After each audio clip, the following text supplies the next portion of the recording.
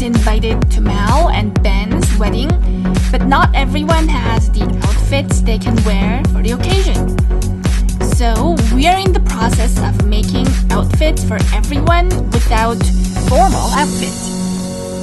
In this video, we are working on Adrienne Attoms. She's a chemist, as in the person who does chemistry. She's also a physicist and an awesome pastry chef. So, while I was pondering what theme would be great for her outfit, I remembered Madame Curie. She was one of the greatest chemists and physicists ever. The fact that she was a woman makes her accomplishment even more amazing. She was a scientist. She lived in late 19th century to the early 20th century. This was a time of great social upheaval. Women were able to get jobs. If you're in the right place with right people and with a little bit of good luck, a woman could even become a scientist. So my inspiration for Adrienne's outfit is early 20th century. This was end of the Bustle era and the beginning of the Edwardian era. So in other words, this is the last time women wore those poofy dresses. I mean, if you can't fit through the doors or maybe even fit inside a car because of your poofy dress, you might want to consider getting rid of all those puffiness. During the Bustle era, they put the puffiness behind them, but I guess even that was unpractical. So they got rid of all forms of puffiness, but everything else remained more or less the same as the Victorian eras. They covered themselves up from head to toe. Everyone still wore hats. People still decorated their dresses lavishly with laces and ribbons. So we're going to make the top jacket and blouse for Adrienne today. Since she loves pink, the jacket has to be pink. The opening of the jacket is closed with ribbons in the front. The sleeves are wider. We gave her some ruffles around the neck. Since they like to cover themselves up, we also covered up her neck.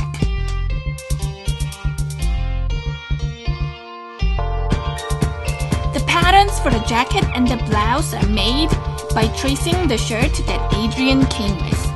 One front panel and one back panel, and two arms are cut out and sewn together.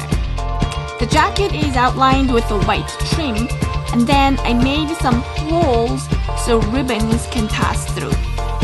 The eyelets for the jacket are made with some cardboard. I cut out small rectangular pieces with holes in the center.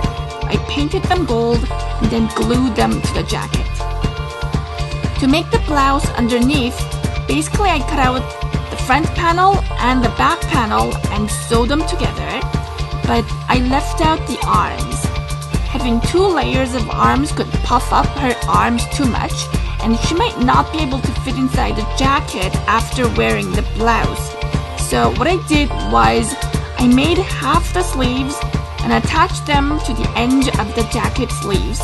So it looks like she's wearing the blouse with arms underneath the jacket, but in fact, the sleeves of the blouse are just attached to the jacket like it's part of the outer jacket.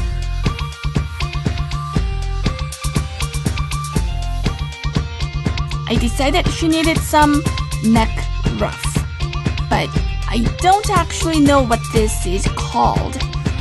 It's a scarf that you wear underneath the neck, but more like it's a really wide lace necktie.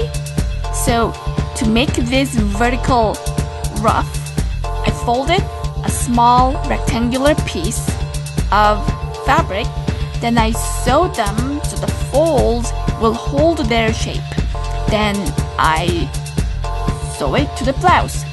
Now to cover up the stitches, I added a neck collar to the blouse. It's also very common for blouses of this time period to cover up all the way up to the neck.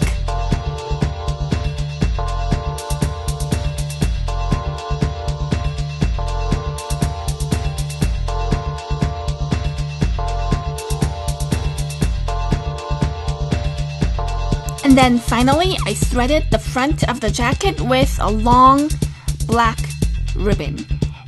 It's not an easy jacket to get in and get out. They didn't have zippers back then, but I think the ribbons give that early 20th century look and feel. So we still have to make her the skirt, shoes, and a hat. See you in the next video.